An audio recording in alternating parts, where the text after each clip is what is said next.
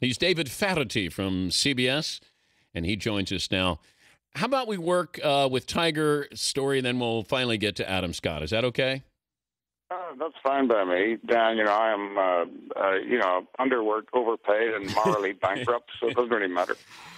Help me understand how this all played out in real time, and was the penalty, was it served correctly here? And everybody talking about Tiger maybe should have withdrawn just for the integrity of the game. Give me your thoughts as you were there in the moment.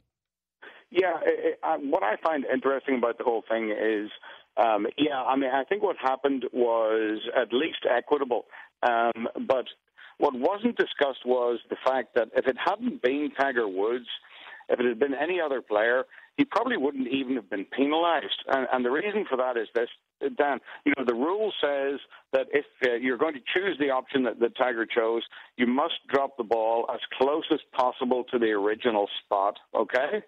And if you're going to read that, or take that to the letter of the law, that means you've got to try to drop it in your own divot.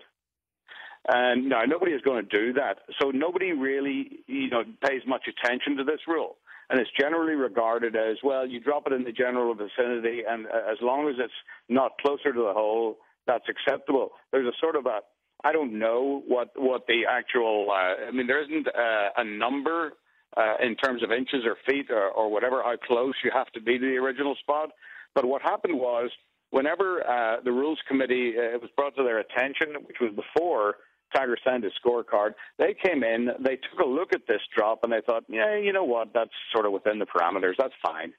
And it was only when Tiger incriminated himself by saying that, he deliberately dropped it a little farther back in order to, get a slightly longer shot so that he could just sort of dial it in a little bit more. They thought to themselves, oh, man, that's, an intent right there. We really better do something about this. But we have already waived our right, to disqualify him because we made the decision not to even inform him before he signed his scorecard. So, in other words, they can't disqualify him because of something that is essentially would be their fault. And that's what Rule 33-7 is for.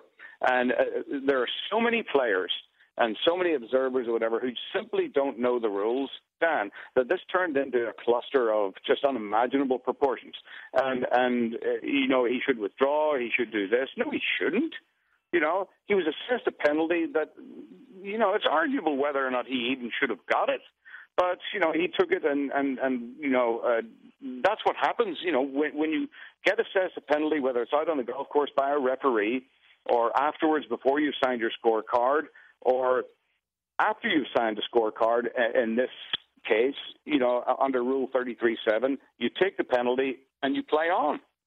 Well, I think his intent that he said he was trying to give himself an advantage from that. Yes. So you can't give yourself an advantage if you're taking a drop, and that's what he did. So therefore, I understood the fallout with all of this. Now, did he know that he was breaking a rule? Why would he admit that in an interview with Tom Rinaldi? No, he didn't. He was confused between the two options of keeping the point where the ball last crossed the margin of the hazard between him and the hole, and dropping closest as close as possible to the place where he originated. He was just so verklempt by the whole situation. But the thing is, had it been any other player, he wouldn't have been being interviewed after the round. And no one would have known about it. The committee would have looked at this and thought, "No, forget it. It's not an infraction. It simply wouldn't have occurred." He's David. So it's one of those things where they say, "Well, they made this rule up for Tiger Woods so he could stay in the tournament." In fact, the opposite may be true. He might have been the only player in the field who even got penalized because of it. He's David Feherty from CBS Sports, joining us from Augusta. Dan Patrick Show. I also think that had it been another golfer, let's just put him in the same. Maybe it can be a marquee person. Okay. Let's say it's Phil Mickelson. Yep. Is Phil Mickelson treated differently? Is he treated the same? What if it's Adam Scott who does this? I think Tiger could have benefited because if I'm looking at the Masters didn't want to have Tiger withdraw or DQ him, right? I mean, you can't have that happen. Well, no. Well, you can, but you don't want it to happen. But this rule, and there was also the impression given that this rule has only been on the books for a couple of years. This rule has been on for decades, and it was altered a couple of years ago to cope with the fact that viewers will call in, and there are sort of armchair referees now, and and after the fact, after a player has signed his scorecard. Something may be drawn to the Rules Committee's attention, of which they were not aware, and that's what that rule is for. So that they have the discretion to waive the disqualification penalty. Well, I think there should be a statute of limitations here on when you can rule on something, David. Well, but there's historical precedent there as well. Bobby Locke, I think it was in '54, somewhere in the '50s, he forgot to replace his ball in the correct spot. He moved his marker to get out of somebody's way, and then forgot to move the marker back and put the ball down and hold out, and subsequently went on to win the British Open. And it was only discovered, afterwards, and they said, what, forget it. It boils down to, I think, professional sport. I mean, if there's no harm, there really shouldn't be any foul. And the point for me, Dan, is he was penalised 2 shots. Now, did he gain 2 shots advantage by taking an illegal drop? No, he didn't. In fact, he was absolutely royally, please hold your ankles for me here. It cost him 3, 4, maybe even 5 shots, the break that he got, and the penalty that was subsequently applied. So 2 shots, disqualification is not even an issue at this point. He was already penalized plenty, for what happened. And then you have Adam Scott and Angel Cabrera, which I thought you guys did an unbelievable job on the back nine and the playoff. I thought Nance was great with just what was added, the cameras. You captured it extremely well. And I think they saved the weekend with their sportsmanship, camaraderie, shot for shot, that you were going to win the Masters, not somebody was going to lose it. It was, even we couldn't screw that up. And just the setting. You had the rain and it was overcast, and these guys are just firing away and making putts. And it was, that's why we watch. You want to see birdies. You want to see somebody win a tournament, not lose one. And I think you saw that. That's right. We saw the full spectrum of what, it's such a great game when you see it played at such a high level, and the brush strokes like that on such an amazing canvas.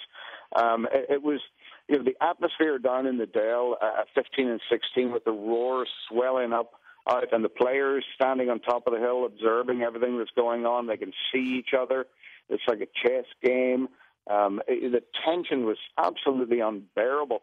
And to see someone like Adam Scott, who has, let me start with Cabrera, who's like the patron saint of fathers at this stage. He's out there with his boy, and skillful and humble and kind and gentlemanly, and graceful in defeat. And then Adam Scott, who's been just so brutally treated by the game. I think I said at one stage, the game owes him one almost, but it's just such a cruel debtor. It doesn't care.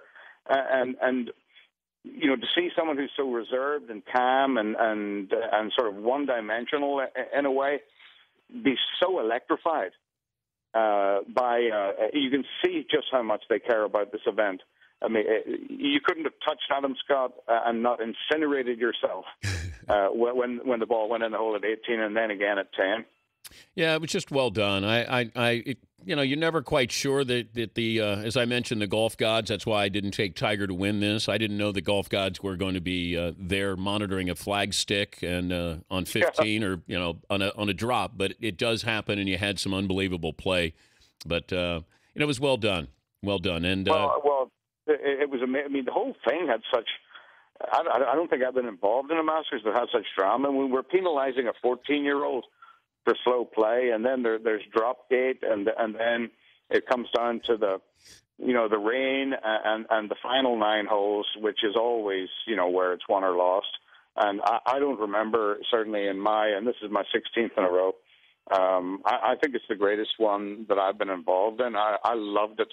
Absolutely loved it. I also wanted to mention this before I let you go, that here we have, Tiger with the infraction and the penalty, but here you have the belly putter that is deemed illegal in a couple of years, right? That right now you can use it. Now it's a fair advantage. It's going to be an unfair advantage in a couple of years, right? Well, who knows? I mean, it was fair 30 years ago. I mean, it doesn't make the hole any bigger. I think it's just complete nonsense. It's just, I mean, really. We're lucky that, we live in a country where we can find these things important.